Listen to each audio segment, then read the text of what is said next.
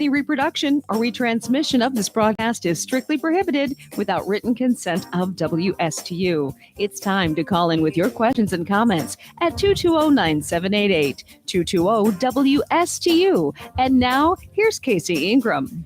Good morning. This is Richard Geisinger. I'm sitting in for Casey Ingram today, and my guest is Blair Wickstrom.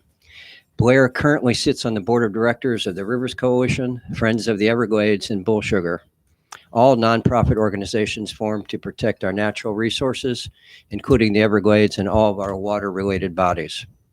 When Blair's not attending the needs of one of those organizations, he is the publisher of Florida Sportsman magazine. He oversees all related media and products associated with the brand, including television, online, social media, expos, and radio. Additionally, Blair writes a regular column in the magazine, Florida Sportsman Waterman, which focuses on the water quality issues facing the state of Florida. I've asked Blair to discuss the progress of the projects that have been approved or under construction that may improve the quality of our rivers and the hurdles that are yet to overcome. And we're, as a brief discussion right before this broadcast, Blair has explained to me the difficulties that they're having right now with the river, and it looks like it could be a tough summer for us. So Blair, thanks for dedicating so much of your time to these very important issues, and thanks for being here. Thank you, John. I think clearly it's a big issue. It impacts a lot of people. It impacts my industry, the industry I work in. But the health is the health of both the critters and the people of the state of Florida is really why it's so important. So it's clearly something that as a magazine we try to advocate for. A better way to treat our planet, but then as people, we can try to improve the way we treat and handle ourselves and our planet. So, Blair, one of the things that I guess is interesting is a little bit of information about the state of Florida that I think that maybe most people don't know is we are the second lowest state in the union in terms of elevation.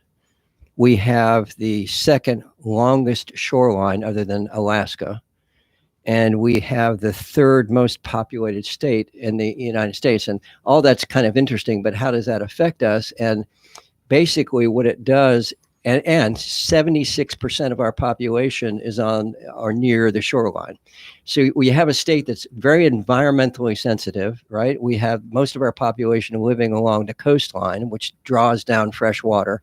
And we have this unbelievable natural system that's in the middle of our state that actually starts from Orlando and goes all the way down to the Florida Bay, that has been historically a freshwater reservoir for the state, right? So the more population we are trying to deal with, the more pressure that's put onto that system. And then we, I guess historically, because of the hurricanes, had diked up the south side of the lake, which meant that the water flow never went to the south anymore. It went out to the west and east, and that's really kind of the basis of our problems that we are facing today, correct?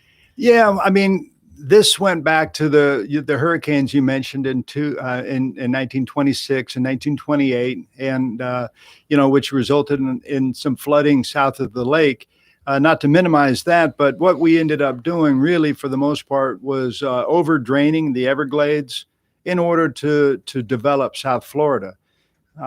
It wasn't primarily just for agriculture. It was for all of South Florida. But in the end, agriculture and being able to grow it in the Everglades was the sort of the byproduct of the overdraining of the Everglades, the largest man-made, essentially, infrastructure program ever built in our country. And so it continues to be that way. So we can, like you mentioned, our low level, our population living essentially at sea level. In order for you to grow and live in the Everglades, you have to drain the water. You have to stop the water. And essentially, the dike around Lake Okeechobee became a dam for the water that was coming from the headwaters of the Everglades near Shingle Creek, Orlando, all the way down supposedly through the idea of the river of grass into Florida Bay. But that became obstructed by essentially the dam, the dike of Lake Okeechobee. So it, again, we wouldn't have this issue. We wouldn't have parts of Western Broward and Eastern Fort Myers without that overdraining. Right. But there are things that we can do now to mitigate what we've done. And that's what we're trying to do now. Right. So just to talk a little bit more about the history is that I guess the Kissimmee was straightened out, and instead of an oxbow system coming down from Orlando, that obviously didn't help things. The dike was built, and then the canal was constructed across the state of Florida. So basically, we have this, like you said, dam making the water go east and west instead of its natural flow, which to the south, which fed the Everglades. So that's where we were. We've been there for a long time, and we've been trying to solve this problem. Now, there's also a huge amount of agricultural that's happening on the south side of the lake. And we had a brief discussion before the show here, and you had told me a little bit about the history of how the sugar business happened over there. And I thought it was terribly interesting. Can you explain that, Blair? Well, again, a lot of people have sort of a misnomer on who's responsible for the pollution in the lake. And right now we've got a terrible pollution problem today in Pahokee, in Lake Okeechobee. And it's not necessarily the result of the sugar industry, but the sugar industry has developed and grown in the Everglades agriculture area from, essentially 50,000-60,000 acres to now over 400,000 acres in the EAA, which is the Everglades agricultural area, right, south of the lake. And so the interesting component to how they ended up in our Everglades growing sugar, it started with the idea of stopping the spread of communism. I mean, that's pretty crazy. Stopping the spread of communism put sugar in our Everglades. And the reason for that, and the sort of the backstory, was essentially to hurt Cuba in the Castro regime early on. Was the idea that if we could go after and hurt them in their number one export, which was sugar. from Cuba, we could hurt them, and financially.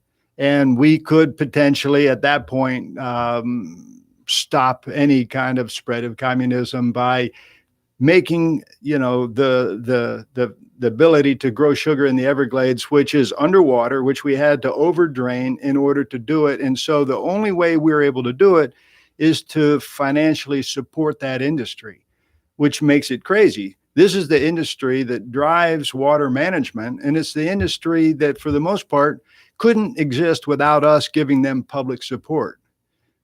So it's a pretty ironic twist to have that scenario play out year after year while we continue to try to stop it and fix it, but we're financially supporting them through a farm bill, basically price supports that make it continually possible. So it's a little head banging, in terms of how this continues to happen. But that essentially is the backstory of how we ended up with 400,000 acres of sugarcane in the Everglades. We don't need to worry about communism anymore. It's not at least from Cuba. Right. And so I think it's time for those subsidies, those price supports, the government handouts to end, to $1 billion industry. These aren't small farms. These are billionaires. They're massive farms. They're industries. We don't need them in our Everglades if they're not going to be good partners. We just need good partners. They're not being good partners. If they would be good partners in helping us deal with this, right, it would be a different scenario. So towards the end of the program, we're going to give the listeners a chance to get some information about how to get engaged in this whole process. That's one whole sector of it, though, is this, you want to call it a subsidy, whatever you want to call it, to the sugar industry. It makes it very difficult to compete, and it makes it very political, I suppose, because they are very strong politically. Correct? They cover both sides of the aisle. This isn't a political party issue, right? And again, with bull sugar, we try to we essentially came out with a different sort of a way of approaching the elections, and started branding "Vote Water." So it's don't vote party, vote for the water, vote for the candidates that are going to support water-friendly policy. And so in the last election cycle, we got behind several candidates throughout 14 different counties to try to support water-friendly candidates. Okay. And the real reason why we had Blair in today is, can we put this picture up of the Blair? What is that picture right there? well, Yeah. again, this is what's going on right now in Pahokee, Florida, at the city marina in Pahokee. And this is an ad. It's a half-page ad that ran in the Stewart News from the Rivers Coalition, and basically trying to get people alarmed enough to take the time to make a couple phone calls right now. And what we're trying to do is influence how the lake is going to be managed over the next 8 to 10 years. This happens through the Army Corps of Engineers. They do this periodically up to every 5 to 10 years, where they actually rethink. They get stakeholder input and rethink how they're doing, their job and what's important. And as of right now, it doesn't look good. This has been a process. It's been going on since 2019. They're looking to introduce these plans next year, 2022, when the Herbert Hoover Dike is completed. Right. And that was going to factor into how they were going to move forward with additional plans. So the newspaper ad is asking people to contact the Army Corps of Engineers, to contact their local legislators, and to demand that they do more right now to send more water south. The idea is that we need to lower the lake in advance of the wet season so it doesn't get discharged. Mm-hmm. We're only keeping water in the lake for water insurance for the sugar industry. They want to make sure that there's water 2 years from now. It's 2 years worth of water for them to keep it in the lake. They've never not had all the water they've wanted or needed. So they demand essentially us to keep water in the lake for potential irrigation, say in 2022. And so what we're trying to get people to do is basically call in and demand that they keep the lake lower. They can move water right now into our publicly built and paid for storm treatment areas, the STAs. They're up to close to 60,000 acres of STAs that we paid for and that we maintain, about $2 million a year to maintain these STAs. And right now we get in this current water year less than 9%. So that means the sugar industry, for the most part, the sugar industry, which is the lion's share of what's being grown in the Everglades, has got access to those STAs in excess of 90%. If we can lower the lake by moving the water into the STAs right now, before the rainy season, we have less of a chance of the discharge. Right. So when we say move water south, we're not saying move this polluted water into the Everglades. We're saying move this polluted water, and that's another issue, but move this water into the storm treatment areas, the STAs. Right. The reason the sugar industry doesn't want that, they want capacity in those STAs in case they get water in their fields. That they got to put water back into the SDAs because they want to drain their fields. Because they want to so they want perfect conditions. They want perfect water insurance in the lake, mm-hmm.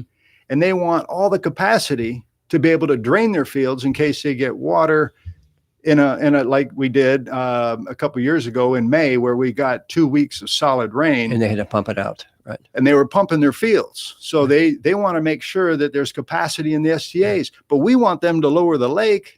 Right. So it won't get dumped into the estuaries. It's really them driving the train and putting pressure on which creates the problem of the lake elevation. I mean, in a simple sense, right? That's it. Right. I want to be clear. This picture is the picture still up? This picture that we're looking at, it wasn't a few years ago. This picture is right now, and our previous conversations before the show, you had mentioned to me that this could be, or it's predicted to be, maybe a worse scenario than we've had in the past with this algae coming into our estuary. So that's one of the reasons why we're here today, is to raise that flag and get people engaged. That I know the lake's out in the center of the state, and we don't see this influence until it gets here. And once it gets here, it's too late. We should have people in the streets. If we had a woman's dog in Stewart died from a really brief encounter with a dead fish on the shores of our river. I mean, we had businesses closed. This was 2018. It was a really bad year. 2013 was the lost summer. 2016 was bad. None of those years, no one can recall seeing the kind of cyanobacteria that's in the lake right now in those years. So the alarm should be going off for everybody in both coastal estuaries, that all of that cyanobacteria that they're seeing in the lake in April hasn't been seen like that before. We are looking at a disaster. I think you potentially are going to see state of emergencies, hopefully requested at some point in within our county and city governments. And again, it's happening. So this is real time. This isn't us rolling the dice or looking in a crystal ball. We know that essentially if the lake is over 12 feet on June 1st, we're going to get massive discharges. What is it right now? Did you tell me? It's 14 feet. 14. So the likelihood of it getting down to 12. To 12 feet or below 12 feet below 12 is it would have to be extremely dry. Right. Between now and June 1st, like no rain. That's why the prediction of this algae coming in is pretty significant. That's why it's I would say 100%. Nobody's going to go out on a limb, thinking that predicting that we're going to get several 50 to 100 billion gallons, and if we do get that, which we probably will, it's going to be loaded with microcystin toxin. This cyanobacteria, it was just reported yesterday in a science magazine that for over 20 years, they were basically dumbfounded on these mass deaths of the bald eagle. And they couldn't figure what was causing all of these mass deaths this is our bird. Right. And they finally found out that it was cyanobacteria that the birds were eating. So this isn't just a Stewart issue. This is worldwide, and it's nationwide. But we have a non-alcoholic liver cancer cluster here, and it's cyanobacteria. I mean, cyanobacteria in microcystis is a bad thing. It's neurological disease that you can get from it. It should scare people. I mean, I think it's just a matter of people don't see it. It's not a house on fire. Right. Even though when you see it when it shows river, up in our backyard, then it's too late. Then it's too late. Yeah. But the ramifications are just, I mean, they hurt our industry. I mean, in Martin County, we're like the 31st largest county. But when it comes to dollars spent on fishing and boating equipment, we're like 7th. So it's important to the people here, the life, the socioeconomic, just a lifestyle. Exactly. Of living and we're going to water. talk about that in just a second. Could you put the other slide up that shows the discharges? Because this is what, again, people don't have a chance to see unless they go out to the locks. And because of this lake being artificially kept too high, the discharges coming out of that are so aggressive, and it just changes the salinity of the water. In addition to the it does all kinds of things, right? Yeah, I mean, this is the 7 gates of hell. I mean, these gates normally sit pretty placid. There's not much movement from the lake through these gates, and but we do average about 100 billion gallons a year over the last 30 years. Obviously it goes up and down, but that's the average. So in the bad years, 2005, 1998, we've gotten a lot more. And, but the pollution in the blue-green algae is relatively new since say 2000 with the lack of enforceable regulation. north of the lake. So, boy, who influences the Army Corps of Engineers? Is that a political issue, or does the sugar industry influence them directly? Well, that's a good question, because we're asking people to call the Army Corps of Engineers, and for the most part, they do the work of our United States Congress. The Congress oversees the Corps, and we have a local congressman, Brian Mast, who's been fighting this issue harder than any congressperson in the state or from this area ever in our history. In our history, yeah. Nobody has fought harder. The unfortunate thing now is, he's in the minority in Congress, and so it's a little harder to get legislation through. But more importantly, I think in terms of what's going on with, making sort of an impact, because it's not just the Army Corps, it's also the state and the state water management district, and that's a state issue. So this is ultimately a political issue, but it's both equal. It's the federal government and the state government, and we just don't have that same kind of leadership and fight with our state government, our state representatives, that we do with Brian Mast at the congressional level. He can only do so much. So we got federal, we got state, we got local, we've got South Florida Water Management District, we've got the city of Stewart, which has really been a positive energy for this whole discussion, because people, it's the word is getting out that this has got to stop. We've been doing this since the 1950s when Ernie Lyons first wrote about this in his paper, and nobody listened. So it's amazing that it's not more publicized. It's amazing that it's not a common, thing you talk about with your family at night, because, and when we come back from our break, we're going to talk about the business side of this thing that's affecting our economy in the state of Florida. And not only is it the right thing to do to fix it, but it's also the right thing to do from an economic perspective. And it's incredible to me. I've been here for a long time. You moved up from Miami. We're going to talk about that as well. Yeah. But you came here because of the environment, because of the fishing, and the so-called sailfish capital of the world, right? And now we have rivers that we're afraid to eat the fish out of. We're afraid to teach our kids how to ski and swim in, because of an issue that we created to begin with. Yeah. It's very frustrating. Tragic. Yeah. So can we we got 1 minute left? Okay. So let's get into a little bit, when we get back, about the economy, and really even more important than the economy is the fact that this is our system, which provides most of South Florida with their potable drinking water. I mean, and we can talk about that, but the business side is also terribly devastating. So we'll be back after a moment. Sure.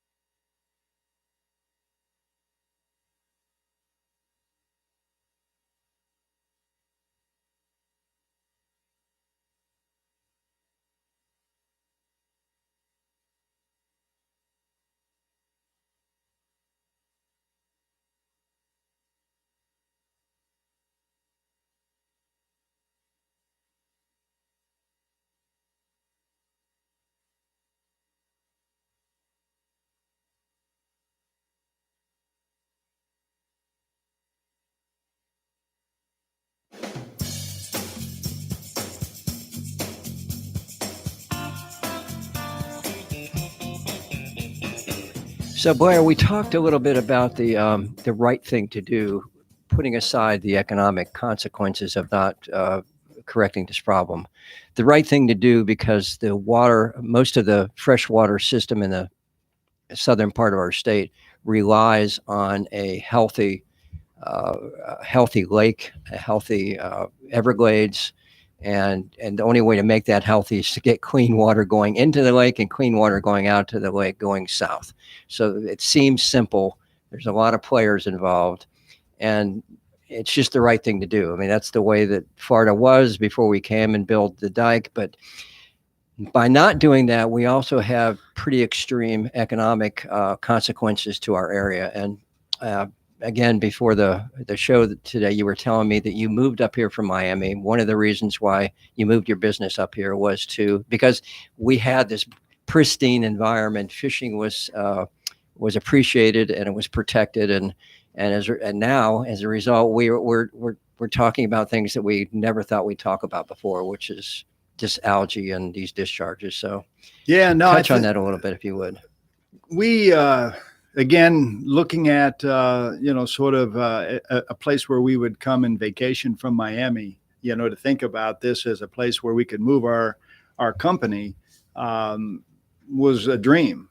And so we started looking at that in the early 90s. And when we finally moved up here, it was on the front page of the Stewart News. It was sort of a big deal. Right. I mean, it was kind of one of those things where you wouldn't have gotten that in any other city. I mean, maybe a couple cities, because we're a smaller company with 20 so employees. So it really wasn't a front page worthy story in terms of a company moving here, except for the fact that we covered fishing and boating as a magazine. And in our 40th or so year, it was a sort of a larger than 20 employee type business because of just what it represented, fishing and boating, what was important to the people of Stewart. And so when we moved here, the idea again was a small, friendly community that centers around the water, and that's what we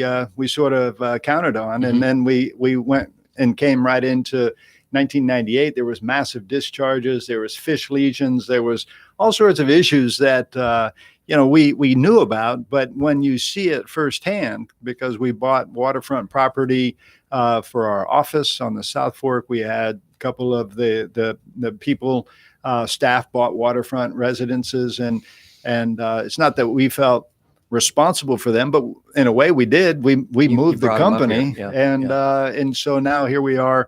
We're fighting for the environment and for the people. So it was clearly a driver to get us here, and it's been I think important for us to be a part of trying to fix this broken system.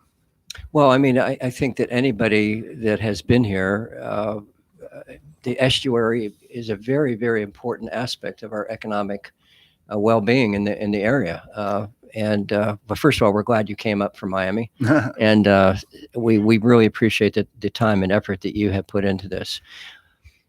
Let's talk a little bit about some of the things that have been done, the current projects that have been completed, so that the listeners maybe can get their head around, well, what have we done in the last 50 years? I mean, we've created these STAs, Blair, is that correct? That we're trying to store water north of the lake before it gets in to clean it up, right? And we're trying to also store water around the lake so that we can control the elevation better. Is that fair? Again, there's just so much to try to understand. Right. And this is a broken system. We've overdrained it, and now all the little Band-Aids that we are trying to put together with infrastructure, some of it significant, right?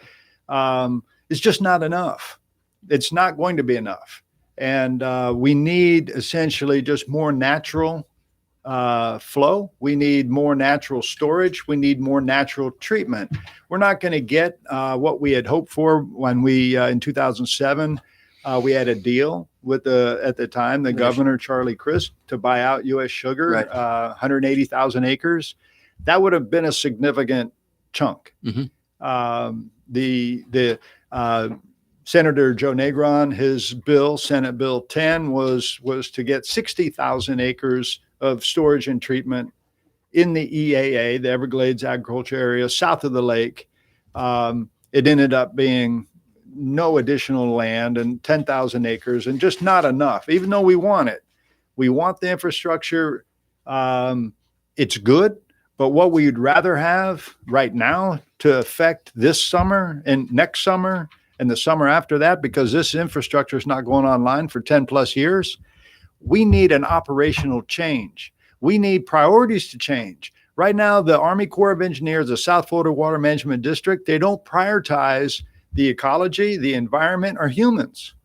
They're focused on the bottom line of a sugar industry. Mm-hmm. Otherwise, we would have a lower lake. We wouldn't have to worry about the idea that the dike is going to somehow get breached because we're moving water south more continually through those STAs. So we don't necessarily have to buy 180,000 acres of sugarcane in order to mitigate or fix this. We just need a little bit more. So to be simple, because I got to think about this in a real simple sense, I'm not a scientist, but it seems to me from what you said that the elevation of the lake is a controlling issue with our discharges. Fair statement. Without a doubt. Without a doubt. And the main focus on that lake elevation has to do with influence that the sugar industry is getting on to the Army Corps of Engineers. Is that a fair statement? Without a doubt. Without a doubt. They for the most part, like I said, they need about a foot of water for a year's worth of irrigation water. So they would like to have, say, 2 feet of water for not only this year of irrigation, because it takes a lot to irrigate 400 plus thousand acres of sugar cane. 2 years down the road as well. That's what you said. Well, at least 1 year down the road. Right. So the current year plus 1 year is that insurance water that they keep on the lake that results in us getting dumped on. So some people say, well, the sugar industry is south of the lake, so they're not the problem. Well, they're the problem because they're controlling essentially the level of the water in the lake. So let me interrupt you there. So what right do they have to influence the Army Corps of Engineers? What agreement do they have that the Army Corps of Engineers, do they have to do this? Well, unfortunately, this is kind of a funny thing. So in 1948, we established the playbook on what the priorities are. Who's for we? the Corps, the state of or the U.S. government, Okay, through Congress, and they put together a list of priorities. And the human health of people of the estuaries was not one of those priorities. Right. One of the priorities was the people living south of the lake. So we're going to make sure they don't get flooded. So you would think keeping more water in the lake would be a bad thing. Mm-hmm. But then one of the other priorities was navigation. So they say that we've got to keep a high lake in order to be able to navigate from the east to west coast. But that's, I mean, we can deal with that. We can dredge. You got the rim canal. You got the rim canal, right? Yeah, Right. So that's another way that the sugar industry promotes the idea that we have got to have this water in the lake. But I guess I'm still trying to understand, if you're a big agricultural giant like they are, do they have some kind of a written document that gives them the right to do what you had just said, which is actually control indirectly the elevation of the lake, which is causing problems on both the east and west coast? Do they have that right? Do they have a legal right? They have the essentially the playbook from 1948 when we had 6 million people in the state. I mean, it was a much smaller state. And right. So they essentially are guaranteed to have a priority. Agriculture south of the lake is essentially one of those priorities, and water supply. So they mix water supply with the need to keep the lake high with the people living south of the lake, even though the aquifers are responsible for more water supply than, say, Lake Okeechobee for the 8 million plus people that live south of the lake now. Right. And so essentially your question, is there a direct line from essentially the U.S. Sugar and Florida Crystals, the two major mm-hmm. corporate sugar developers and growers, to the Army Corps? No, but it's indirect through Congress. What would happen if the Army Corps just said, no, we're going to take into consideration the towns east and west of the lake that we have been polluting now for years? We're not going to adhere to your elevation requirements anymore. What would happen to the Army Corps if they said that to the sugar industry? Well, I mean, you might have backroom congressional meetings with So Congress the sugar industry would put folks the pressure on on legislators to put pressure without a on doubt, the Army Corps. without a doubt. That's Yeah. pretty sad. No, it's right. and that's why it's so important to have somebody like our legislator Brian Mast, Right. our lawmaker that is doing work. He's Right. doing real work to prevent the kind of discharges we've had in the past to continue. Right. But he can't do it by himself. We need a coalition. We need the caucus from the West Coast. Right. So we need the other lawmakers from South Florida, all working together. But the pressure will come not from necessarily Florida.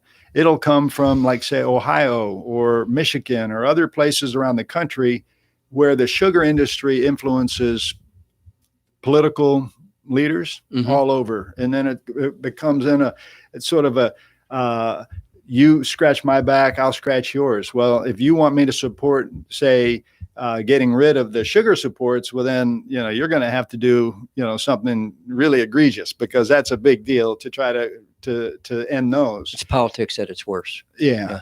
And so, plus the industry could be held responsible for diabetes of half the people that have diabetes. Sugar goes into everything. I mean, it's just unbelievable. Yeah. And it just doesn't need to be in our Everglades. Right. And so we, for the most part, are just looking for them to be better partners. We talk about shared adversity. They don't have any adversity. There's no shared. We get all the adversity, where the sugar industry, they get all the water they want, all the drainage they want. And if they do have a bad year, we pay for it. The government pays for it. It's part of the price supports, guaranteeing them the highest price. And then if something were to happen, we pay for it. Right. Through, buybacks and insurance and other issues. So they want to keep it going because it's the golden goose that just keeps giving. It's a cash cow that's guaranteed almost. And it's a small industry. I mean, like, say, when we're talking jobs now, infrastructure, like if we could somehow harness this idea of a flowway into an infrastructure bill in flow water south, with the idea that it's going to create jobs, it would directly relate to more jobs. I mean, in our industry in the state of Florida, it's 90,000 jobs are tied to the recreational fishing and boating industry. There's 12,000 jobs in the sugar industry, and that's multiplying it out. I mean, there's not 12,000 people in Pahokee and Clewiston working directly for sugarcane, but you spread it out and you can get to 12,000, but not close to 100,000 tied directly to fishing and boating in our state. So it's not even, and we're not trying to do away with them. We just want to be a good neighbor. Yeah. Let's work together on flowing some of this water. So those options that Charlie Crist had established, they're gone now. Is that right? There was a small purchase of, you said 60,000 acres. Is that? No, 180,000. 180,000 acres. Yeah. But there's no other options that are available to us now.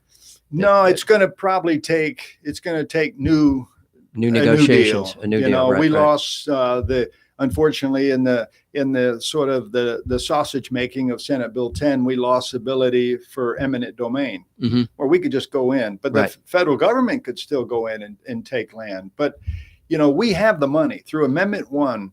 We have about $800 million a year that we can buy sensitive land, environmentally sensitive land with this money. And the state legislature is not allocating all of that money, but it's tied on dock stamps. It's tied to real estate transactions. Well, that was a great thing. So we have the money, but we're not using it. Right. And so we could buy land, but the sugar industry, the willing seller didn't materialize with the EAA reservoir, because we need more land for the sugar. We'll pay. This is the crazy part. We will pay the sugar industry for your land to treat your water.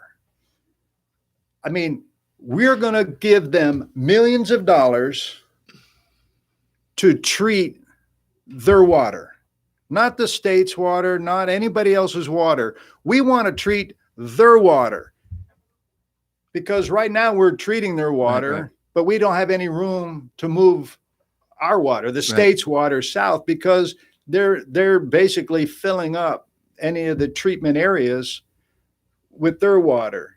And so what we're trying to get them to do is just give us a little more land that we can treat their water. I mean, and we'll give them millions. Well, this segues into a recent Stewart News article that had the title that Lake Okeechobee water may never flow south. Now, I was disappointed in that headline, because I know that many people just read the headlines and that's it, and it kind of took the wind out of my sails. I read the article and I understand, what the author was trying to do, but really, at the end of the day, the water will never naturally flow south like it once did because of the dike.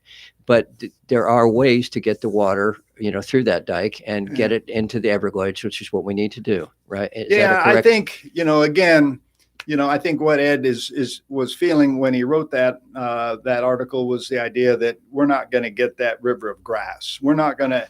He felt like, I just don't think we're ever going to see that flowway, that third outlet, that outlet that's going to, flow substantial amount of water through the EAA and into the Everglades and Florida Bay. And so I get that, and I'm frustrated by that too. I'm not sure we'll see that, but I think right now we're fighting to send water south, and that's what we're advocating for. What we mean is to not necessarily see that flowway. We're looking to try to get just a percentage of that storm treatment area to send water south. Now that's still going south. So I think he was looking at it from a macro perspective. Yeah. So what we're saying is, let us get, instead of just 9% of those 60,000 acres of treatment water, give us 30 to 40%. And we stop the discharges to the St. Lucie estuary if we can do that, and we can do it today, and it doesn't cost any money.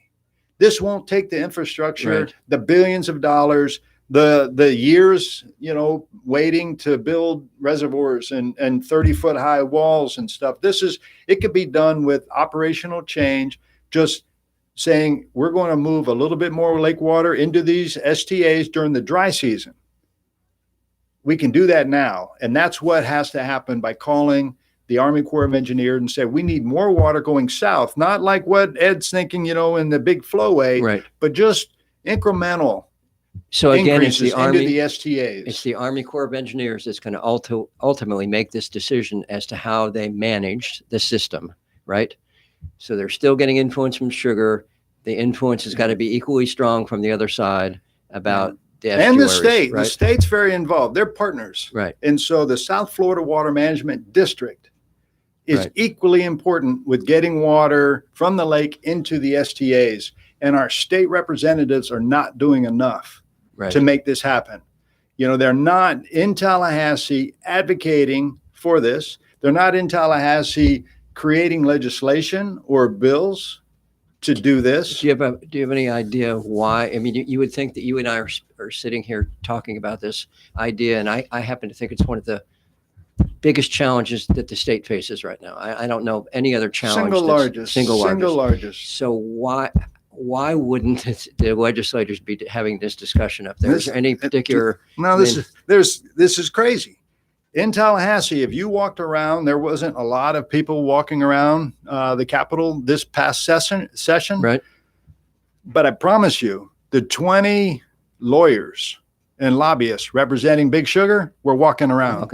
And they weren't just walking around, they were lurking. They were making sure that the legislators, when they came out of meetings and they were going to dinner, they were with them.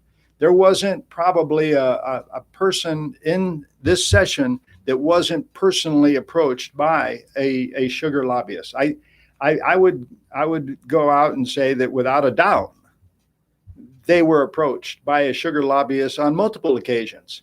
And so it's about power and lobby and PACs and it's dark money, and local representatives fear it. Yeah. They fear that dark money that will come after them in a local election. And yet Brian stood up and when he was elected and stated exactly how he felt, and he was elected, and he's been a maverick. And again, even if you don't agree with his party, this is as big an issue for the people of his district as there is. Right. You know, we didn't need some of the things that our state passed this year for our district. They might have been good things for the state, but not nearly as important as this issue for right, here. And that's the same thing with, this is the number one issue in Congressional District 18 for whoever is representing District 18 in DC. This is the biggest issue, and he's doing the best work of anybody that's been representing us. And we're just not getting that in Tallahassee. We didn't get it with the new folks that were just elected in Tallahassee.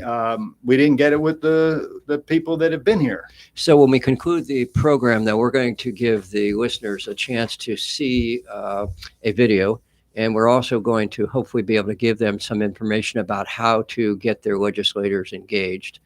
I mean, maybe we can post that on Facebook or something, their contact information. But, you know, it's very frustrating for those of us that are here and have been here for a while to see the deterioration of our system, right? Yeah. We got 1,000 people plus a day coming into the state of Florida. They don't have any idea that this is a problem. No. I mean, and the people that have been here maybe a year or two don't have any idea that this is a problem. So first of all, I want to thank you and Mark Perry and Jackie and all those people that have just invested so much time, and Merritt Matheson to get this information out, just so that people realize the challenges. And there's so many moving parts in this, and I think that's what frustrates, you know, our local people is well, gee, should I call Sugar? Should I call the governor? Should I call Merritt? Who do I call to try and, you know, donate whatever I can, time, effort, money, because it is going to take all those things.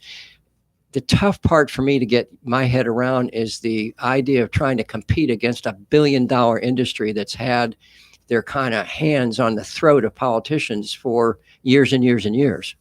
No matter what the environmental consequences are, that's not their purview. Their purview is because they're billionaires and they've become billionaires as a result of doing the way that they've done business in the past. So it's very, very hard to get them to change that ideology or and what's crazy is this is Stuart, Florida.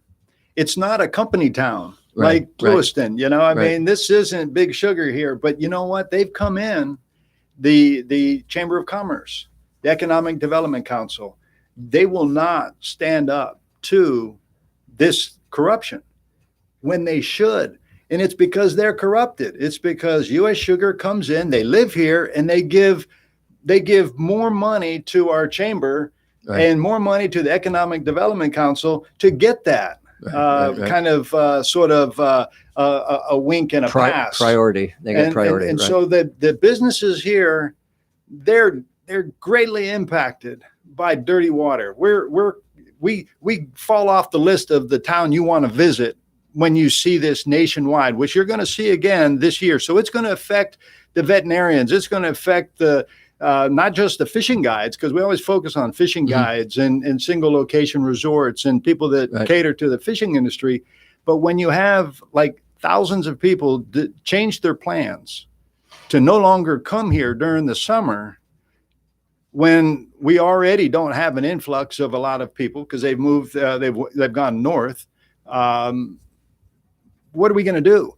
And so you would think that the Chamber of Commerce, who represents these businesses across the board, would be doing more to support these efforts, and they're not. And the Economic Development Council got, again, corrupted by Sugar's influence in this town of Stuart, which is crazy. We were going to try to do a fundraiser at the Lyric Theater, and it was for the movie, the premiere of Toxic Puzzle. And if you haven't seen it, you need to see it, because a neurological disease that you can get from cyanobacteria, blue-green algae, is scary. And so they were going to host it. And then when they found out that Bull Sugar was going to be the beneficiary of the proceeds from hosting that Toxic Puzzle movie, they denied the ability to show the film. And so we couldn't come to Lyric Theater. And that's in Stuart, Florida. You wouldn't think that the sugar industry would have that kind of hold on a town that for the most part, I would think lives and dies by the health of the water. Mm-hmm. And so it's just a kind of a crazy thing. So, in wrapping this up, Blair, the listeners, again, have got to be frustrated because of all the efforts that have been put into this. But if you had to say a few things to them to give them hope and to tell them what to do, what would that be? Be a part of it. I think, again, we're not going to solve this with money. We can't compete with the kind of money that the sugar industry will put into lobbying, not only in Tallahassee, but in DC. But we have the numbers. We have millions of people in the state of Florida, in the southern part of the state, that are going to be impacted by this. And so it would be to get involved. riverscoalition.org, the petition to fix the flow. Just remember, fix the flow. It means it's broken. Let's fix it. Mm-hmm. You can help fix it. There's a petition. Sign the petition. Call your local legislators. Ask them why they haven't done more to get access into the publicly paid for. You paid for STAs, the storage, the storm treatment area. Ask them, make them accountable. We're going to have a terrible summer. And right now, the water is beautiful. If you go out right now to our sandbar this weekend, of boats, maybe 1,000 boats, because the water is as clean as it's going to be. See, that's the problem. They don't see it coming. It's going to come. And when it gets here, it's too late. But those people should be complaining. Yeah. They should be in the streets. They should be, doing all they can right now to preserve it. A couple things just to wrap up here. The video, we're going to show video at the end of the presentation here, and we asked the people that are on Facebook to share it, get the information around, and when you're at it, I mean, Blair has some incredible articles that he's written for the Florida Sportsman, and pick up a magazine and get engaged. Thank Brian when you see him. Thank Merritt Matheson, Jackie Thurlow-Lippisch, Mark Perry, all those people that have invested all this time, and get engaged. I mean, I think that's the conclusion. Is to get engaged, find out about it, and let's change this around. Thank you for coming in, Blair.